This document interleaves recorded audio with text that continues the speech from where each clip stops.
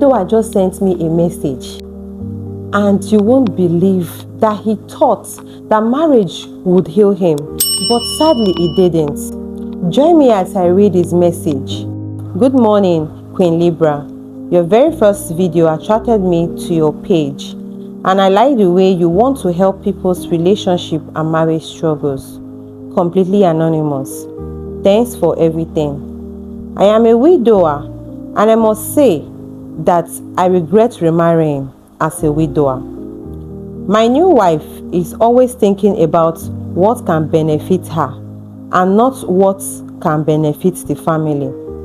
I really hate this. Please, let you and your community advise me on what to do now. I will appreciate your response. Wow, this is a tough one. When I read this message on WhatsApp, I was like, this man must be suffering. For him to have come out to voice out like this. You know, men, they hardly talk.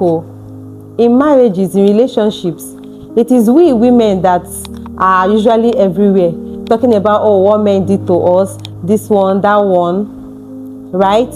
So for this man to come out and anonymously send me message on WhatsApp, writing these things about his new wife,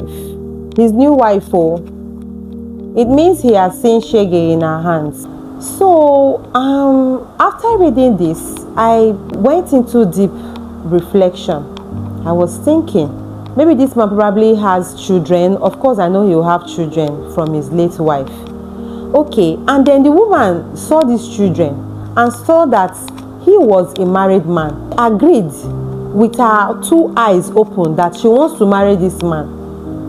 Why then did she come in and then start behaving as if she is a single woman, making it obvious that she's in for what she wants to gain? Why would she want to do that? I was thinking, could it be that she didn't really love him? Maybe she was just desperate to be married. You never can tell. So, because I know that being in love and then being a family person means you're ready and you're willing to share. You're willing to consider the next person's feelings.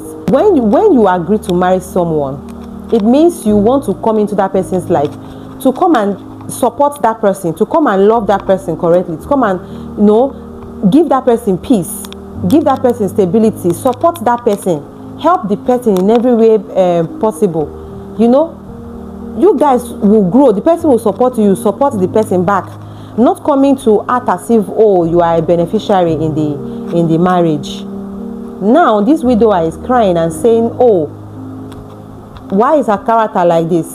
And maybe from the part of this man, maybe he was so, being a widower comes with vulnerability, and he might be lonely at the time, and then just wanted to fill that void of his late wife by marrying this his current wife, thereby ignoring the most important ingredients in a marriage.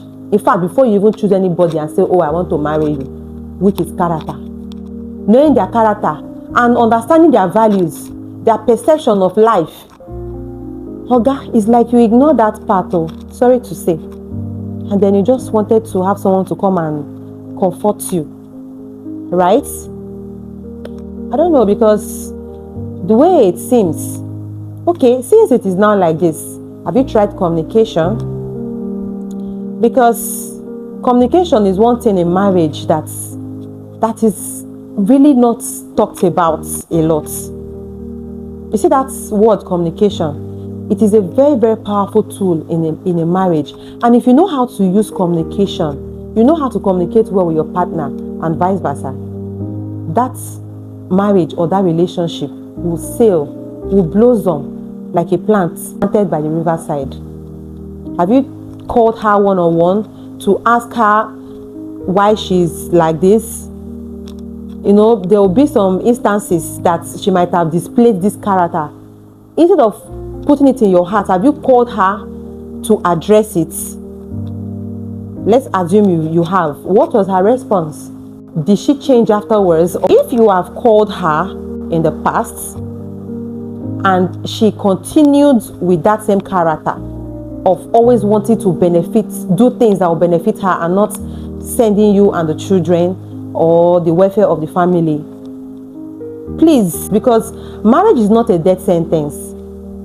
Marriage is not a do or die affair. Marriage is not where you stay and then you endure. You are supposed to enjoy marriage, and the love that comes from that marriage is supposed to give you peace, calm, and stability, and not cause you pain, not add to your pain. Any love that steals your joy is not worth it. And as a man, it is your duty to safeguard your children. If there is no love, no stability in your marriage, how will your children that you've gotten from the other wife, how will they thrive? How will they be safeguarded? How are you sure of that? As a father, you should always have the safety of your children at heart. Think about your children. Can they thrive in such marriage? If you have done all this, trying to talk to her, trying to call her, persuading her to change her ways, and then she's still adamant and still going about doing her thing, being selfish, please, you know what to do. Quit before it is too late. It is better to be alone than to die in a loveless marriage, a marriage that does not support you, a marriage that does not consider your feelings, a marriage that there is no true love. Marriage should add peace to your life and not cause you more pain. I hope this advice helps you.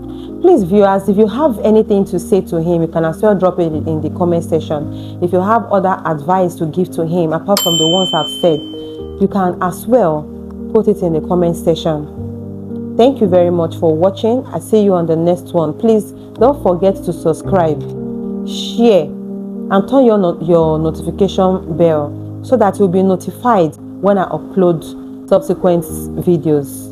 Thanks for watching.